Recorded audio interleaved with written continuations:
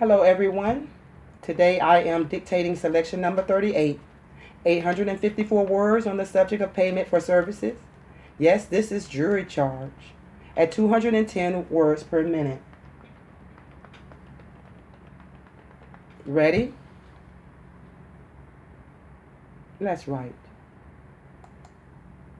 Members of the jury, let me first commend you for the very careful attention that you have been paying to the testimony in this case and to the arguments of counsel. It is a rather unusual case. The plaintiff, Florence Doolin, is seeking a verdict at your hands against Agnes Rowland, administratrix of the estate of James Porter, deceased the defendant. It is the contention of the plaintiff that she, a stranger not related to James Porter, rendered valuable services to Mr. Porter beginning in 1945 and up to March 19, 1956, when Mr. Porter died, that there was no payment made in cash by Mr. Porter to Mrs. Doolin during that entire period, about 11 years, that she did receive her board and lodging, but that she was promised by Mr. Porter that he would compensate her for her services by providing in his will for her. That, in general, is the contention of the plaintiff. She says that no will was found making any provision for her after Mr. Porter's death, and therefore she says she is entitled to receive from the estate of Mr. Porter, from the defendant in this case, the reasonable value of the services which she rendered in reliance upon the promise of Mr. Porter to compensate her by providing for her in his will. To substantiate her claim, she produces the testimony of a large number of friends and acquaintances of Mr. Porter and of Mrs. Doolin. It isn't necessary to review in detail all of the evidence submitted by these various witnesses, but it is sufficient to summarize that testimony with regard to services rendered by Mrs. Doolin in the following brief sentences. It is admitted in the pleadings that beginning June 15, 1945 and up to February 1st, 1946, the plaintiff, at the request of James Porter, acted as his housekeeper and cared for his sister who was ill and incapacitated.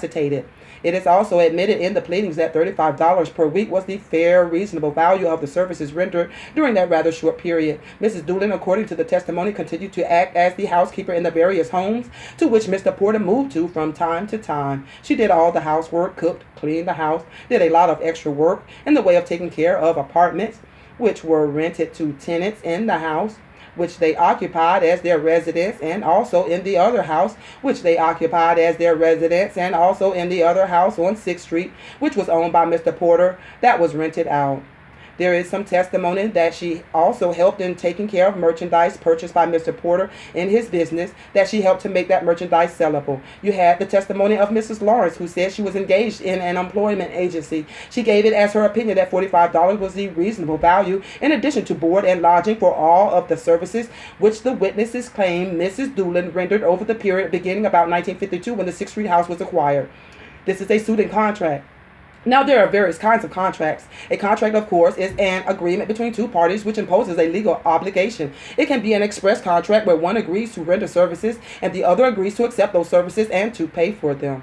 There you have an express contract. And there can be a contract implied, in fact, where there is no expressed agreement, but where the intention is clear from the conduct of the party. One renders services, and the intention to pay by the recipient of the services can be reasonably inferred from all of the circumstances. That is an implied contract, a contract implied, in fact. Then you have a contract which is implied in law, which is the kind of contract that the plaintiff claims exists in this case. She does not say, and none of the witnesses say, that Mr. Porter ever, expressly or implied, agreed, in fact, to pay Mrs. Doolin the reasonable compensation for her services. But she says he did expressly agree that he was going to provide for her in his will so that she would be compensated for her services. And because he failed to provide for her in his will, because there is no will found which makes provision for her to compensate her for her services, she says the law implies, out of equity and justice and reason, that she ought to be able to sue the estate of the decedent for the reasonable value of her services. Therefore, the law implied a contract implied in fact.